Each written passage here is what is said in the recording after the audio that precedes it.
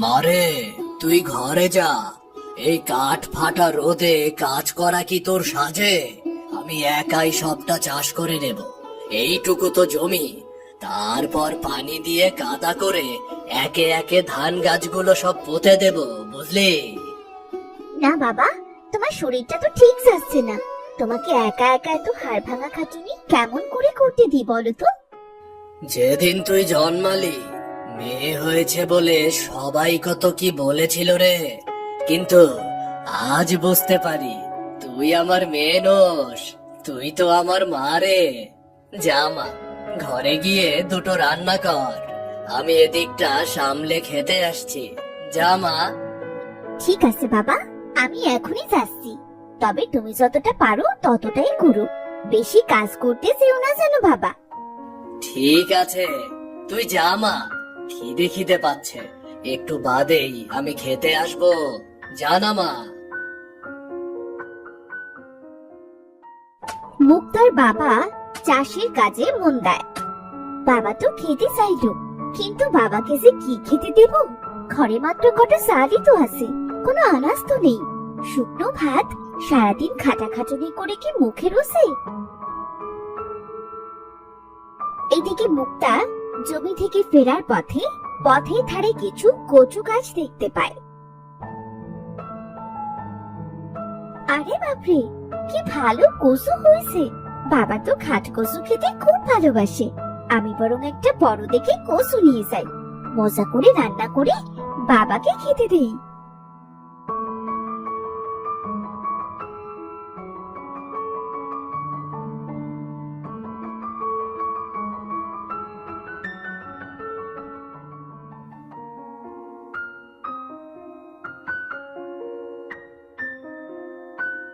রোদ থেকে ফিরে এই ঘরের ছায়ায় যেন আমার চোখ জুড়িয়ে ঘুম আসছে। না না, ঘুমালে চলবে না, আমি বরং বাবার জন্য রান্না চাপাই। চুলায় ভাত বসিয়ে কচু রান্নার ব্যবস্থা করি। বাবা আমার আজ খুব খুশি হবে, মজা করে দুটো ভাত খেতে পারবে। ওদিকে চাষির জমি তৈরি করা শেষ, কিন্তু বিপদ হলো রোদে ধানের চারাগুলো শুকিয়ে কাঠ হয়ে গেছে। হায় হায় রে, এ আমি কি ভুল করলাম!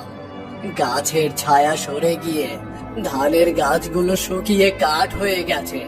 জমিতে এবার আমি কি চাষ করব? নতুন করে চারা কিনবো সে সাধ্য তো আমার নেই। এখন আমি মেয়ের সামনে কেমন করে দাঁড়াবো?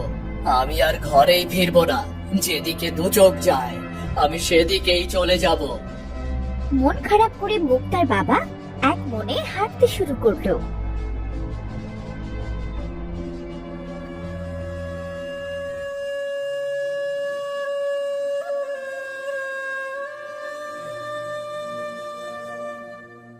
হাঁটতে হাঁটতে সে একটি গাছের নিচে বসে কাঁদতে শুরু করলো। হায় হায়, এ আমার কোন পাপের সাজা দিলে বিধাতা! এবার আমি কোথায় যাব? মা মরা মেয়েটার মুখে দুটো খাবার দিতে পারি না, এবার যে খাবারের জোগাড়ও কেড়ে নিলে। কেন এমন করলে বিধাতা? ওদিকে সময় পেরিয়ে গেল, তবুও মুক্তার বাবা ফিরে এলো না। বাবা এতক্ষণ জমিতে কি কাজ করছে? আমার তো রান্না শেষ হয়ে খাবারও সব ঠান্ডা হয়ে গেল। দেখি তো গিয়ে, কাজ পাগল মানুষটা হয়তো জমিতেই মুখ গুজে পড়ে আছে। আমার বাবাটা না মনে হয় কখনোই বড় হবে না।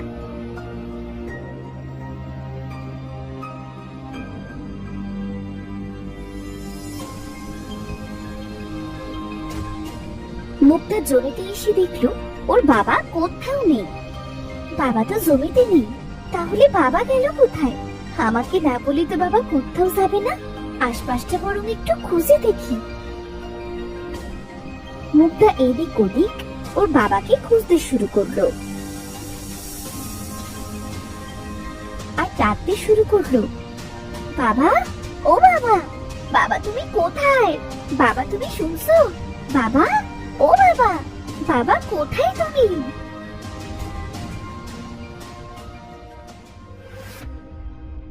কিছু দূর এগিয়ে গিয়ে দেখলো একটি গাছের নিচে বসে মুক্তার বাবা কাঁদছে।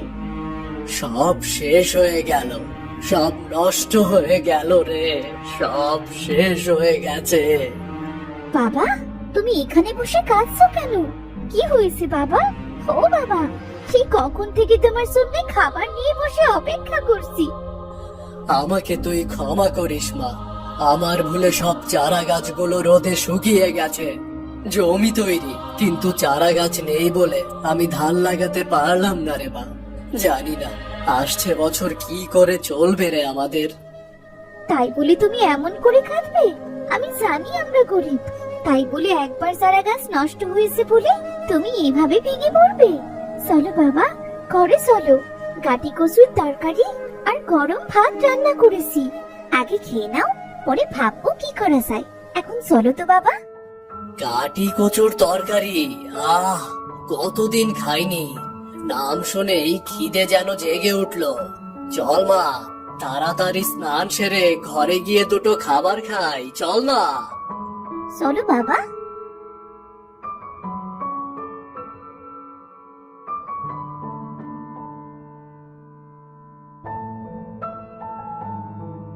মুক্তা তার বাবাকে নিয়ে ঘরে এলো।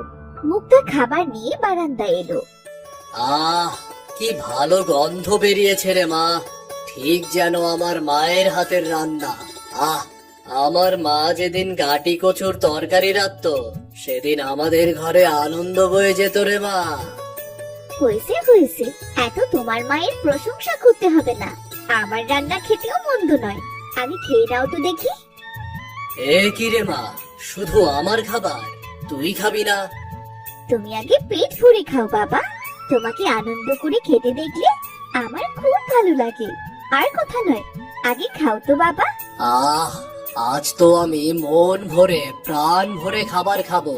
কি ভালো রং হয়েছে তরকারি, দে মা। মুক্তার বাবা তৃপ্তি করে খাবার মুখে দিল। মুক্তা দু চোখ ভরে দেখছিল। এমন সময় কাশতে কাশতে এক বুড়ি এলো ওদের বাড়িতে। কেউ কি বাড়িতে আসো? কেউ কি আমায় একটু সাহায্য করবে?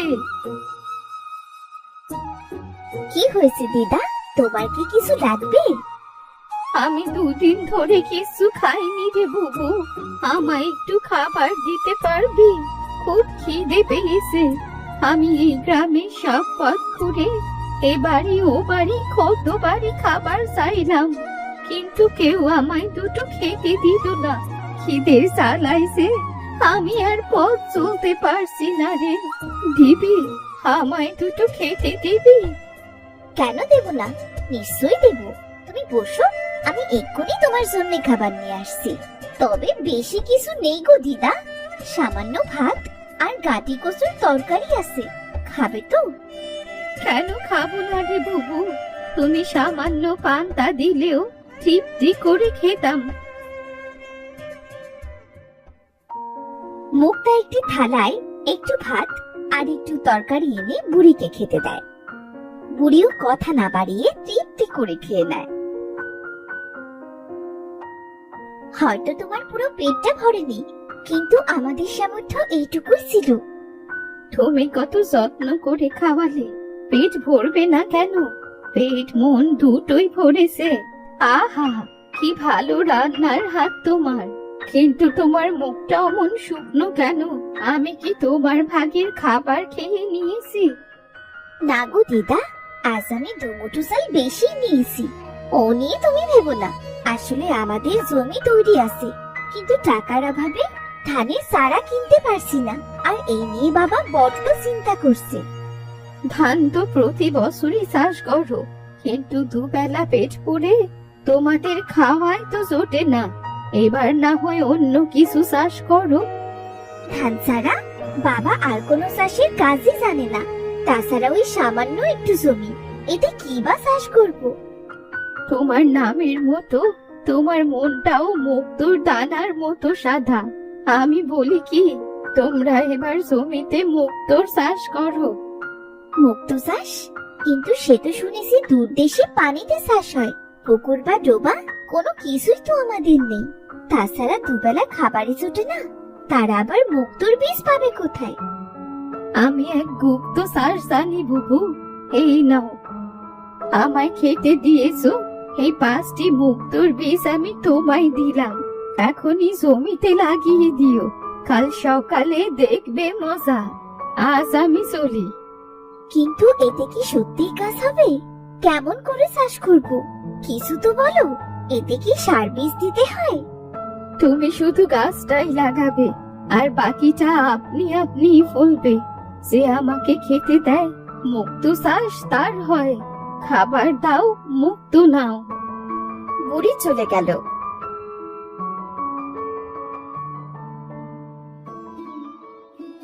মুক্তা এদিক ওদিক তাকিয়ে কি যেন ভাবলো।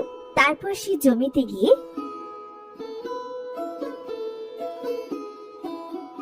মুক্তোর বীজ লাগিয়ে ঘরে এলো।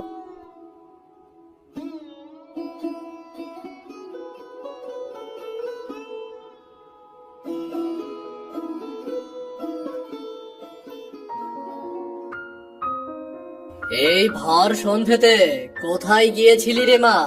সারাদিন তো কিছুই খেলি না। তোর কি খিদে পায় না? আলো যে নিভে গেল। তুমি যাও বাবা, তুমি বিশ্রাম নাও। আমিও হাত মুখ ধুয়ে ঘুমিয়ে পড়ি। কাল সকালে আবার অনেক কাজ আছে। জমিতে কি চাষ করি বলতো মা? কি হবে আমাদের? সেসব কাল ভাববো। তুমি যাও, ঘুমিয়ে পড়ো গে।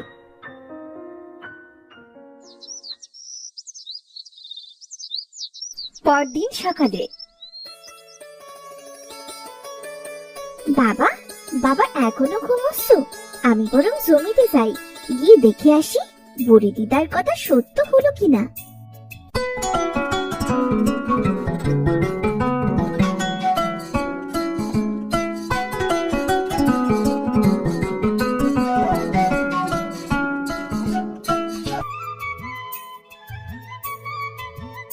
জমিতে এসে মুক্তার চোখ তো কপালে উঠে গেল। 5টি গাছ হয়েছে, আর সব গাছে মুক্তো ধরে আছে সারি সারি। সূর্যের আলোতে মুক্তোগুলো যেন চকচক করছিল। এত মুক্তো! ও মা গো, আমি তো কখনো এত মুক্তো দেখিনি। কেউ দেখে ফেলার আগে এগুলো তুলে নিয়ে যাই। মুক্তা সব মুক্তো তুলে ঘরে এলো। ওর বাবা বাড়ির উঠোনে দাঁড়িয়ে ছিল। এত সকালে কোথায় গিয়েছিলি মা? জমিতে গিয়েছিলাম বাবা। তুমি এত তাড়াতাড়ি উঠে পড়েছো যে? কাল যা হলো, জমির কথা ভেবে রাতে ভালো ঘুম হয়নি রে মা। আর ভাবতে হবে না বাবা, কাল যে বুড়ি দিদাকে খাবার দিয়েছিলাম না, সে আমায় মুক্তোর বীজ দিয়েছিল। এই দেখো না, আজ কত মুক্তো পেয়েছি। তুমি বরং বাজারে গিয়ে এগুলো বিক্রি করে এসো বাবা।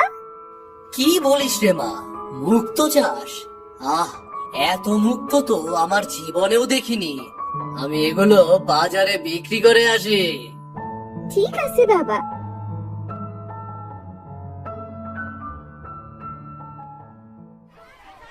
মুক্তার বাবা মুক্তোগুলো বিক্রি করে অনেক টাকা পেল।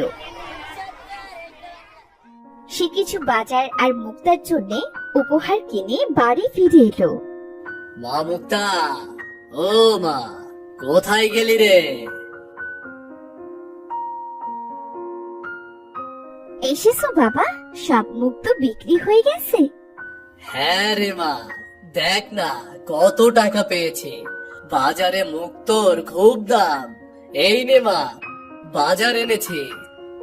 এত বাজার? আমরা তো মাত্র 2 জন মানুষ বাবা। কোনো অসহায় কেউ এলে খালি হাতে ফেরাস না মা। ঠিক বলেছো বাবা। তুমি টাকাগুলো যত্ন করে জমিয়ে রাখো, আমি রান্না করতে যাই। মারে, এটা তোর জন্য। বাবা হয়ে তো তোকে কিচ্ছু দিতে পারিনি, তবে আজ এনেছি। আমি জানি তোর নাক ছাবির কত শখ। বাহ, এটা তো খুব সুন্দর। আমার খুব পছন্দ হয়েছে বাবা।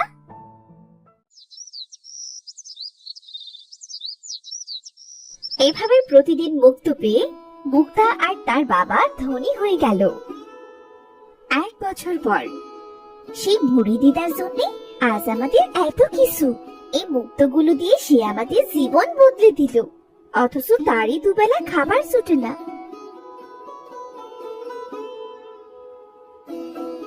কি রে মেয়ে, তুই কি আমার কথা ভাবছিস?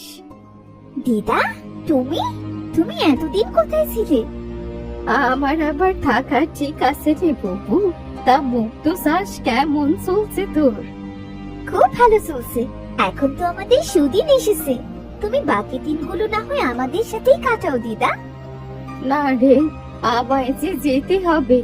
আমি হলাম নিয়তি। সময়ের সাথে যারা বদলায় না, আমি তাদের মধ্যেই থাকি। কখনো লোভ করো না। যদি লোভ করো, সেই দিন তোমার সুদিন হারিয়ে যাবে। ঠিক আছে দিদা, আমি তোমার কথা মনে রাখবো সব সময়। তুমি ভালো থেকো দিদা। বিদায়।